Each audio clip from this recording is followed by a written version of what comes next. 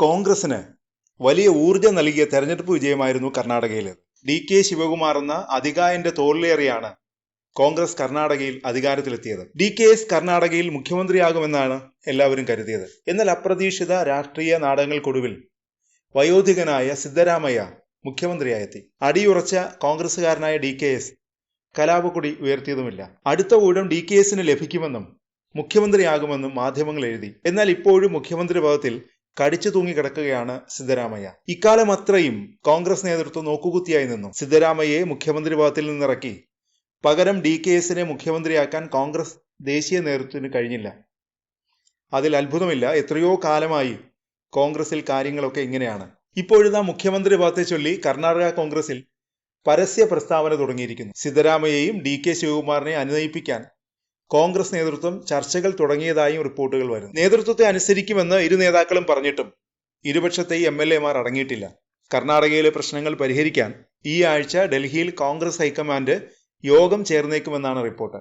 December 1 പാർലമെന്റിന്റെ ശീതകാല സമ്മേളനം ആരംഭിക്കുന്നതിന് മുമ്പ് പ്രശ്നങ്ങൾ പരിഹരിക്കാനുള്ള ശ്രമത്തിലാണ് കോൺഗ്രസിന്റെ ദേശീയ നേതൃത്വം എന്നാണ് സൂചന. 2023 മെയ് 20 സിദ്ധരാമയ്യ സർക്കാർ അധികാരത്തിൽ വന്നത്. സർക്കാർ 2.5 വർഷത്തെ ഭരണം പൂർത്തിയാക്കി. തുടർന്നാണ് ശിവകുമാറിന് മുഖ്യമന്ത്രി പദം കൈമാറണമെന്ന ആവശ്യം ശക്തമായത്. 2.5 വർഷം കഴിഞ്ഞിട്ടും പദവിയിൽ സിദ്ധരാമയ്യ കടിച്ചു തൂങ്ങുന്നതിനോട് രാഹുൽ ഗാന്ധിക്ക് കടുത്ത അതൃപ്തിയുണ്ടെന്നാണ് റിപ്പോർട്ടുകൾ വരുന്നത്. നേതൃമാറ്റത്തിൽ ശിവകുമാറിന് അനുകൂല നീക്കം ഹൈക്കമാൻഡിൽ നിന്നുണ്ടാകുമെന്നും സൂചനയുണ്ട്. മുഖ്യമന്ത്രിയാക്കിയില്ലെങ്കിൽ ശിവകുമാർ പാർട്ടി വിട്ടേക്കുമെന്നും അഭ്യൂഹങ്ങൾ പരക്കുന്നുണ്ട്. എന്നാൽ സിദ്ധരാമയ്യയുടെ ജനകീയതയും കോൺഗ്രസ് നേതൃത്വത്തിന് വെല്ലുവിളിയാണ്. സിദ്ധരാമയ്യയെ പിണക്കാതെ തീരുമാനമെടുക്കാനുള്ള ശ്രമത്തിലാണ് കോൺഗ്രസിന്റെ ഹൈക്കമാൻഡ്. അതിനിടെ DK ശിവകുമാർ നടത്തിയ പരാമർശം വലിയ ചർച്ചയാകുന്നു.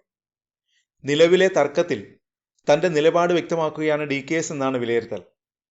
വാക്കിന്റെ ശക്തിയാണ് ലോകത്തിലെ ഏറ്റവും വലിയ ശക്തി എന്നാണ് DKS പറഞ്ഞത്. പറഞ്ഞ വാക്ക് പാലിക്കുന്നതാണ് ലോകത്തിലെ ഏറ്റവും വലിയ ശക്തിയെന്ന് പറയാറുണ്ട്. ഒരു ജഡ്ജി ആയാലും ഇന്ത്യൻ രാഷ്ട്രപതി ആയാലും ഞാനായാലും നിങ്ങളായാലും വാക്കാണ് ഏറ്റവും വലിയ ശക്തി. നമ്മൾ അതിനെ ബഹുമാനിക്കണം. ഒരു ചടങ്ങിൽ പങ്കെടുത്ത് സംസാരിക്കുമ്പോഴായിരുന്നു DKSന്റെ പരോക്ഷ വിമർശനം. പിറകിൽ നിൽക്കുന്നവർക്ക് കസേരയുടെ വില അറിയില്ല. ആ കസേരയ്ക്ക് എന്ത് വിലയും പ്രാധാന്യവുമാണുള്ളതെന്ന് അവർക്കറിയില്ല. ഒഴിഞ്ഞ കസേര വലിച്ച് അതിലിരിക്കുന്നതിന് പകരം അവർ നിൽക്കുകയാണ്. എല്ലാ മുതിർന്ന നേതാക്കളും ഇരിക്കുമ്പോൾ അവർ ഇരിക്കാൻ കൂട്ടാക്കാതെ നിൽക്കുന്നു.